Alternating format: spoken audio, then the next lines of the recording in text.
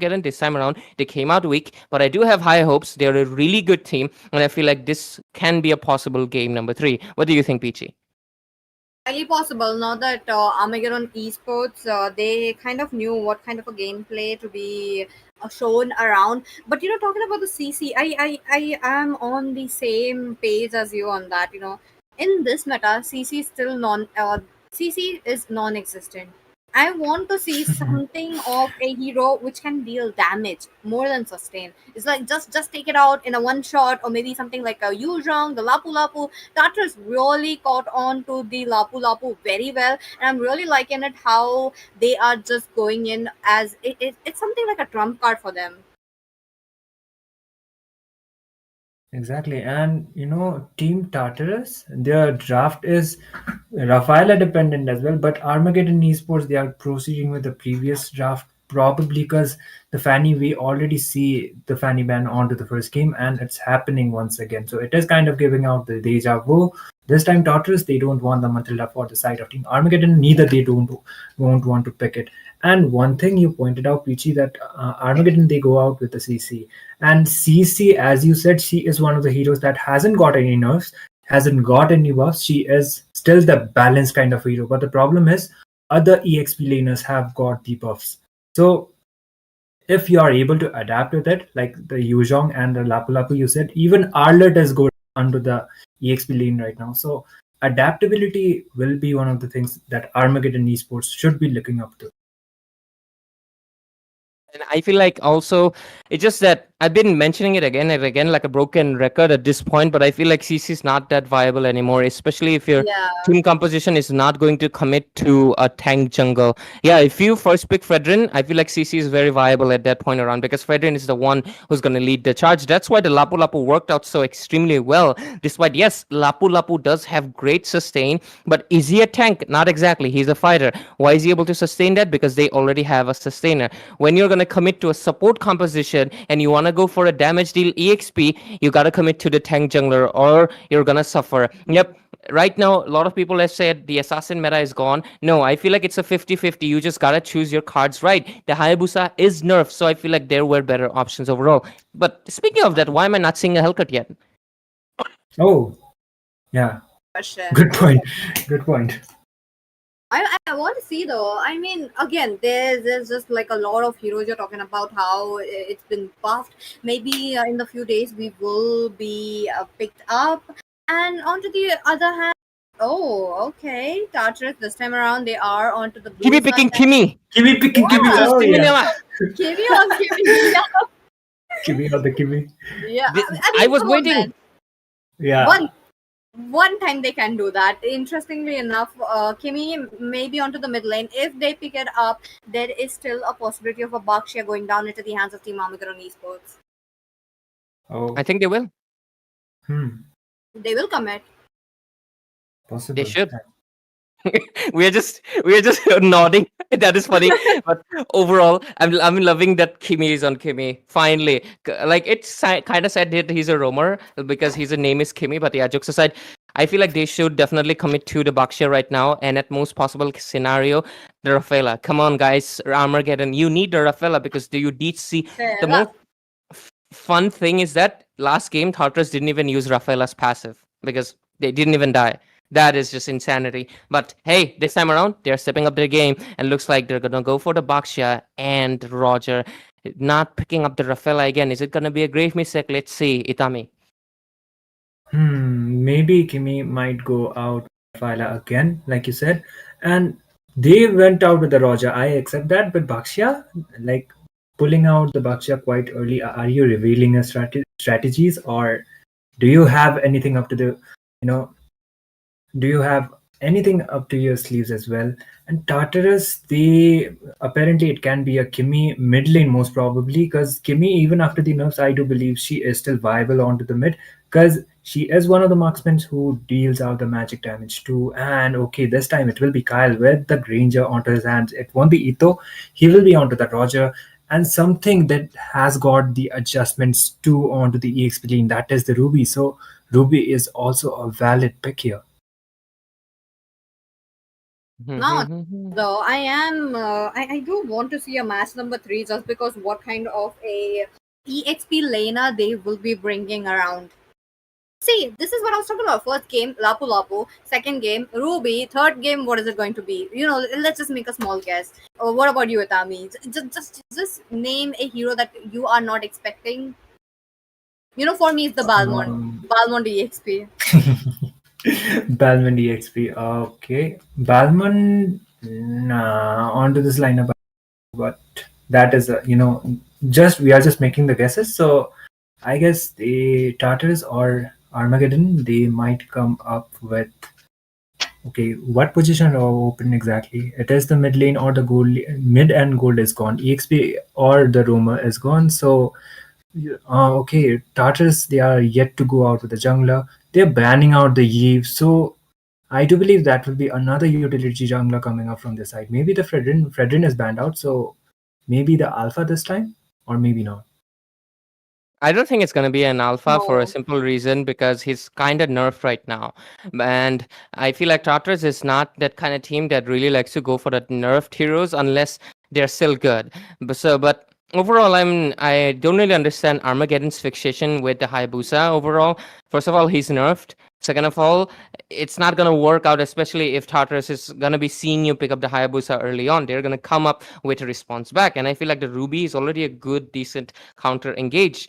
So let's just see. He does have two good targets this time around, but so did he in last game. But he could not do anything because the front line was just too hefty. Yep. One thing is too that this time around they have the Baksha. 1 second, is that a Roger goal lane? Okay, it is. It is a Roger goal It lane. For a is. second, I was thinking it was gonna go jungle, but yeah, goal lane decent enough, but decent against the Granger. Is it not? Is it? We will soon find out. I think in practical theory, Roger wins, but execution wise, Tartarus will still might be able to come out on top for their aggressive gameplay. This time around, they're also committing to the Vexana as well. They are going in with the crowd control apparently. This time, Farsa is banned out, so it is quite understandable. They need a crowd control onto their team, and what else can be quite good for the side of Team Armageddon? It will be a Vexana. It is Vexana has the crowd control, but you will be needing a setup kind of a roamer for your side instead of a support.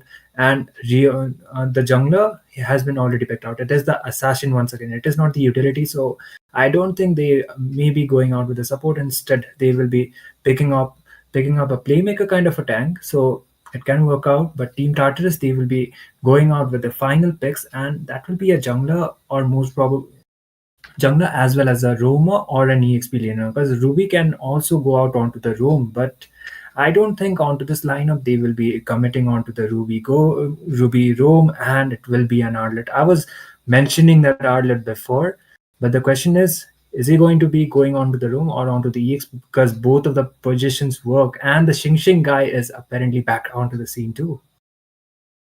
Wait.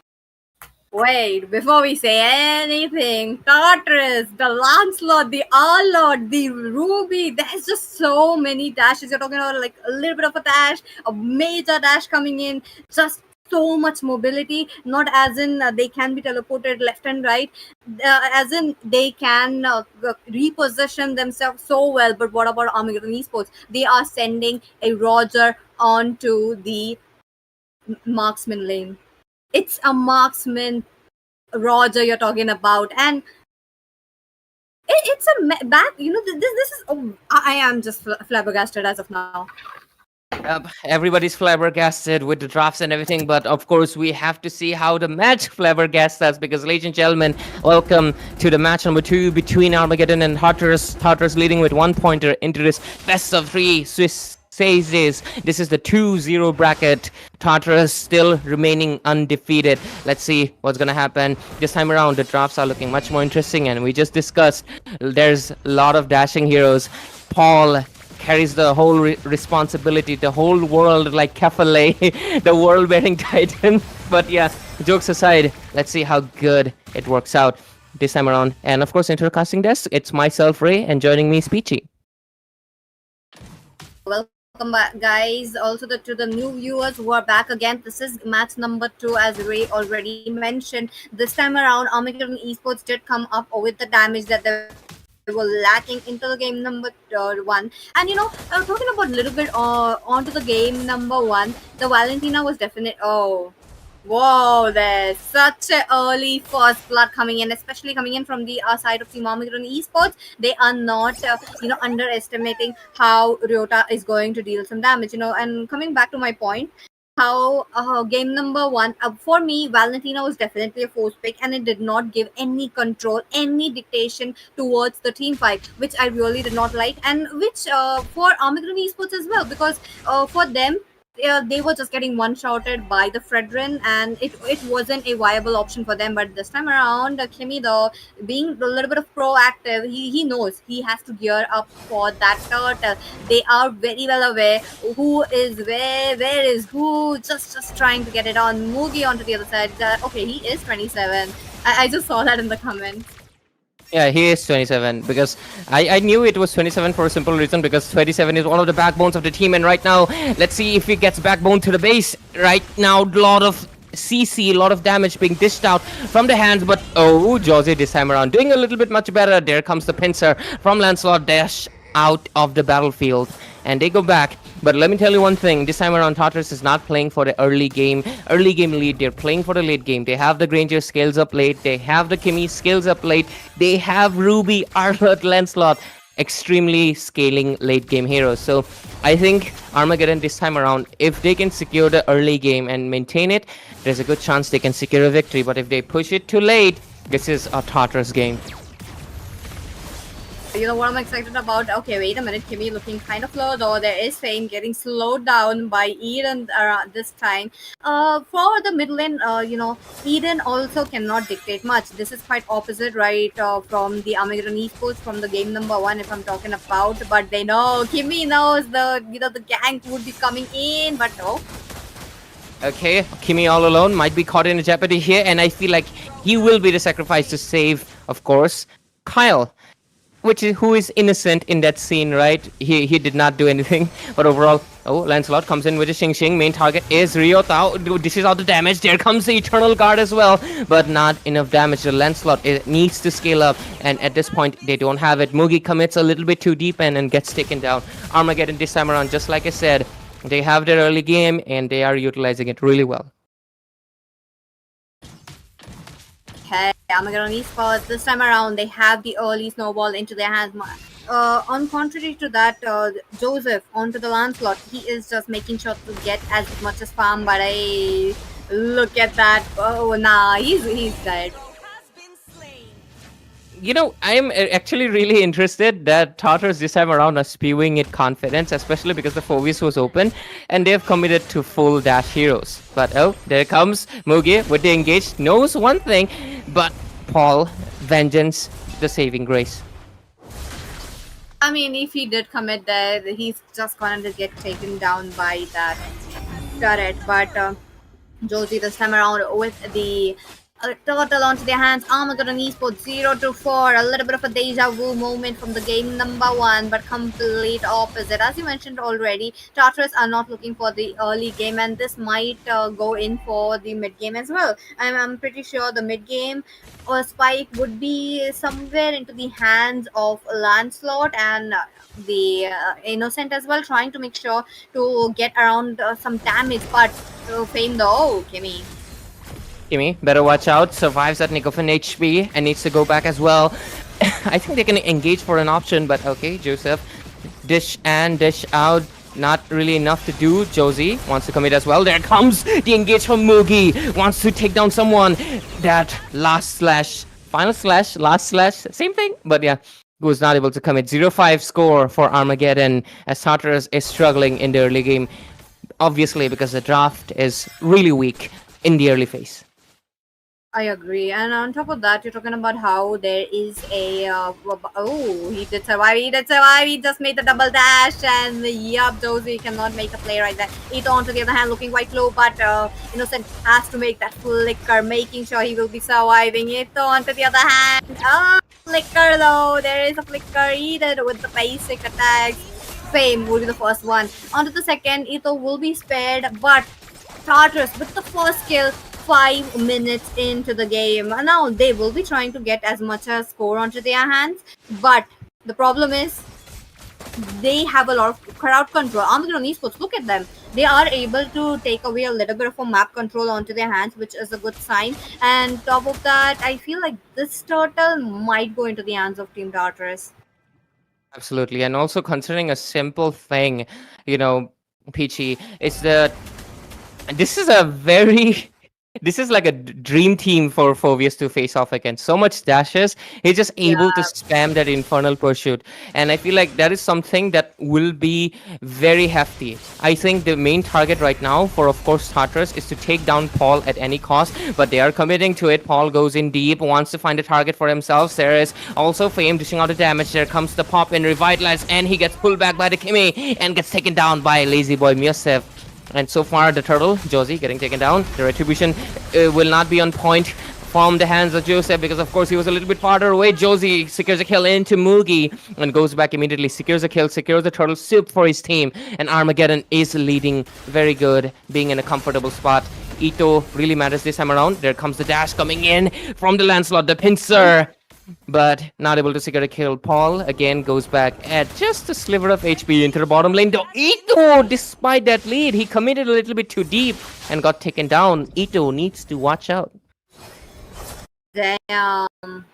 Now, Tartarus, though, they are trying to get in as much as kills onto their hands with the Ruby. And as you mentioned, yep, this is definitely a game for the Phobius who's just, been there. But if he's a little bit of proactive, you're talking about how he's there even before the team can get in. They could probably get in some more trades coming in. But this time around, Infernal Pursuit coming in for, Joseph. Will they be able to survive that? He barely scripted off. But I feel like this is right now 8 minutes, and this is where Tartarus usually likes to try to make their play. And look at that, they are already able to secure a bot lane turret. But Armageddon does respond immediately, securing a turret into the top lane as well. I'm looking forward to the next 4 minutes, 12-minute mark. That's where most of them will definitely be above that level 11 EXP. And that's when they will, or if they're level 12, they basically will have the level 3 ultimates, which would be crucial in dishing out the damage, as well as considering they can also go in for more hefty engages. Lower cooldowns as well, so it will help them to go in more fights. But let's see how it progresses so far. Fame better watch out because he's being the main target many times. There comes the Revitalize getting popped in as well. He gonna get bursted out. Is he? He's surviving at 1 HP, and this time around he will scrape this wound off his back and get out of the situation, but who guessed not will? It's gonna be Mugi. Josie comes in this time around. Ugi shadow kill on to Lazy Boy. Miosef gets taken down. Eden's barely able to survive. Sliver of HP left, goes back into the fountain. And yeah, he will right now. He took some time. He took some comfortable time, but yeah, there comes Armageddon, goes in for the Lord. Game for the Lancelot, as we are talking about, Armageddon Esports fixated on taking the win onto their hands, takes away the Lord. Now, it's interesting to see how Armageddon Esports are trying to go in for the map control as well with the neutral objectives such as the turrets for them, but it's a little slow for them. It's not as fast as Tartarus, because for the side of Team Tartarus, they are able to collapse it quite quickly rather than Armageddon Esports. Now, if you have to rank it down, as I already mentioned, Tartarus first, Armageddon Esports. Lot advantage going down into the hands of Team Armageddon Esports, and I really love that, okay? How Joseph will be getting his purple buff no matter what. He's a Lancelot. He needs that. Come on, guys. And that is how you should protect your jungler while he's just coming in 5 members all together. But this time around, yep, orange buff already going down. The members are trying to collapse down the bottom lane as much as possible while the Lord at the top lane. And now, Josie, though, he needs to find an opening. Absolutely. But I feel like what's really crucial here right now, okay, Josie wants to commit into the top lane. I feel like that was a little bit too bad because he's going to get shut it down. an early commitment will always make you fall early as well. Right now, the next target might just be Paul. He gets pushed into the third with a final slash, but guess what? Ito is online. The Wolf Boy, Hauzil, and takes the kill for his team. He needs to go back as well. The next gonna be Mugi. 3 people fall down.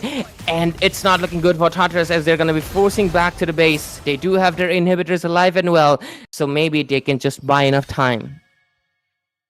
3 members already down from the side of Team Tartarus, just for 1. Now, Josie, though, I feel like I kind of jinxed that given the fact that I did mention how I wanted him to get that window of opportunity, but in turn he just got it. But it's okay. It's just Team Tartarus trying to take away the kills as much as possible. Now, Fame, though, too much damage. A lot of damage coming in, but he's able to come out of the situation with his damage reduction. And of course, that wheelie he does, Lazy Boy Miosef. He's such a great jungler, but guys, the Lancelot doesn't work. It will work if your opponent is basically 5 Lelas. A little bit roasting over here. I shouldn't be doing that, but I feel like, yeah, in the current composition, I think it would work, but against the Phobius, it's basically a very bad sentence right now. The only thing they can do is, of course, take down Paul. If they take down Paul, there's a high chance that the Lancelot, basically Joseph, can go in for Ryota, as well as not exactly Ito because he's a little beefy, but they can take down Ryota easily. Then they can handle Ito, and having 2 of the damage dealers already down, there's only left Josie. And once his ultimate is popped off, Hayabusa's just an easy target.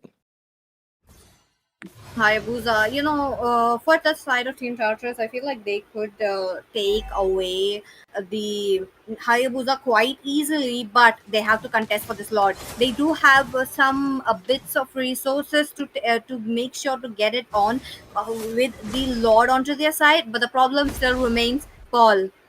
They need to take down the Phobius. They need to make sure Ito is also onto the same as well. Ito, look at him though. He's able to come in front given the fact that all of the visions are out as of now, but they are not committing. High zoning for this Lancelot not being tried to come up. Onto the other hand, 27. They're committing to the bit. They want to go in. Paul already dishing out the damage, sustaining, and Joseph will not survive too much burst, too much damage. Disparity of the levels is high as well because take a look. It's level 13. And okay, Joseph is close. His farm is good. But 14 against 15, you're going to be in a little bit of a disadvantage considering the fact that basically Josie, Ito, as well as the other members are already 15. So they're struggling right now. Lord's marching down from the mid lane. What's it going to be? Can get in on with a defense, though. Let's see if they're able to. Josie trying to find that opening, gets Uhi Shadow Kill on to Mugi this time, but okay, Ryota goes in with the flicker commitment, dishes out the damage, but the Kimi is just not able to dish out enough damage. But is it going to be enough or not? Let's see, because Mugi commits in with the final slash and finally takes on Paul. Shut it down for killing spree as well for Eden.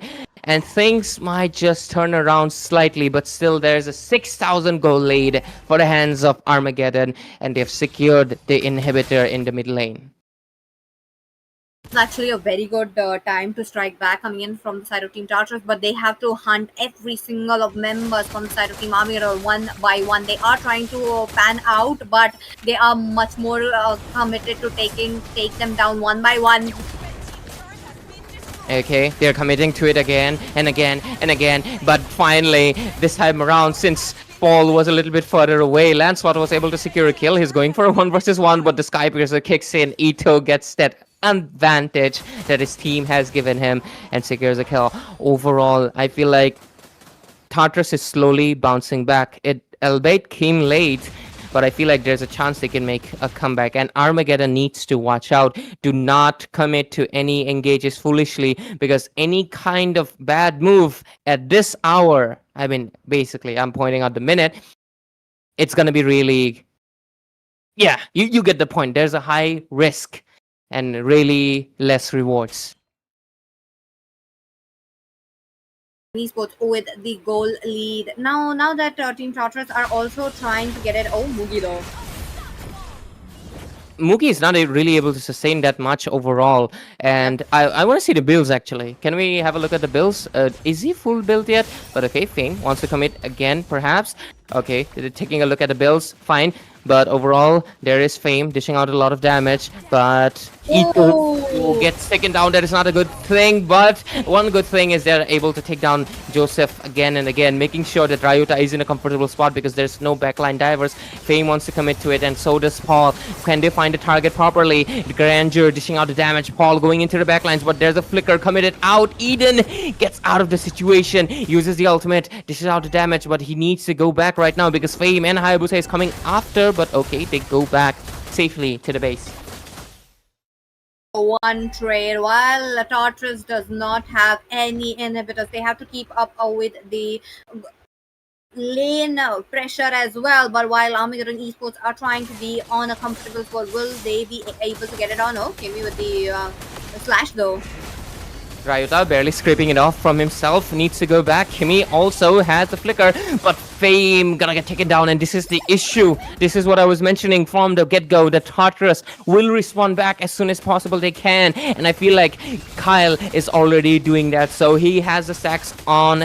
But oh, Josie into the bush, wants to make the play, wants to commit to the Lord, but Mugi goes in with the final slash. There's the ultimate coming in as well. Joseph secures the Lord for his team. He does pay off the price. Mugi gets taken down, and right now, so does Eden. 2 targets down, and the others will scrape it off and go back to the base, and they're gonna be all okay. 2 for the price of 1 Lord.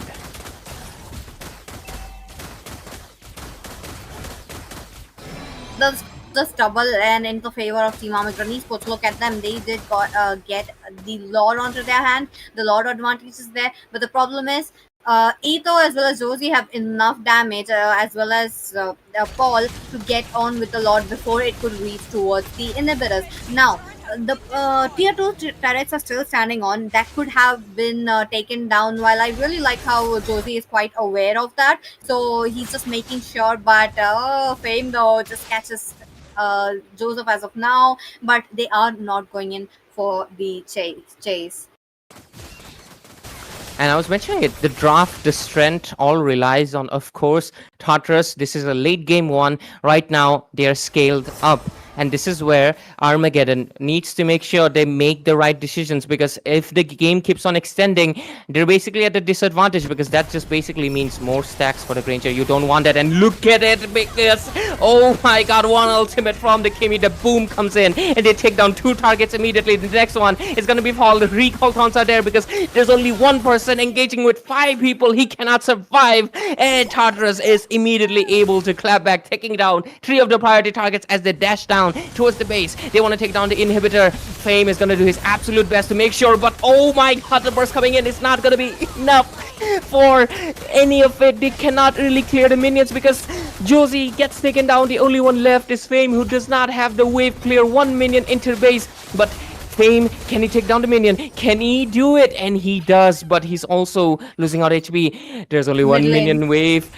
One minion wave coming in. Fame, there's no one that can respond. Ryota does come in at the nick of time, and they're able to come back. Flicker, face mate left and right. And Tartarus will have to forcefully go back as Armageddon is able to buy out a little bit more time into this game and not fall down easily. What a save coming in from the side of Team Armageddon Esports. Look at them. They want to fight it back. Now Ito though, he cannot make anything alone, but Innocent. Oh, Kyle pops in the Wind of Nature as well. He really wants to commit to the Ryota, but he actually takes down Ito. Goes in for a 1 versus 3 and he wins it out. And right now, he's going to be able to get the triple kill as well. Kyle, the standard of gold lane, is able to get the kill. But oh, Josie over here wants to take down Innocent, but he gets out of the spot at the nick of time, at proper spot, but there's only one guy left. Okay, Fame is gonna respawn in 2 seconds. It's the same story again, a deja vu. Hayabusa and the Baxia defending against the wrath of Tartarus, and right now, let's see what's gonna happen. Fame taking a lot of damage. Oh, that was really great move coming in from Josie. It dodges out the final slash, but there's 1 minion, but there comes the backup minions as well. Armageddon is able to defend for a little bit longer. They need Ryota 5 seconds into the clock because there's 1 one minion wave coming. Tartarus wants to commit to it. Josie doing his absolute best, but is it gonna be enough? Because it is not, as Tartarus secures a clean sweep against Armageddon. Victory! God. The pressure that Team Armageddon Esport had at the last moment, it was so much. The minions coming in back to back. They just, minions in, minions out, with the Armageddon Esports falling down. Minions in, minions out, Armageddon Esports. The cycle was just in and Itami. Are you there with us? Yeah, I am. And Tartarus, Armageddon actually, early game, they had a lot. They were making full use of it, but unfortunately, as much as the game progressed, Kyle, he didn't fall off even once. That was the problem, I guess, and they were not able to mark him, and he became the major factor for the side of Team Tartarus, the major damage dealer, as well as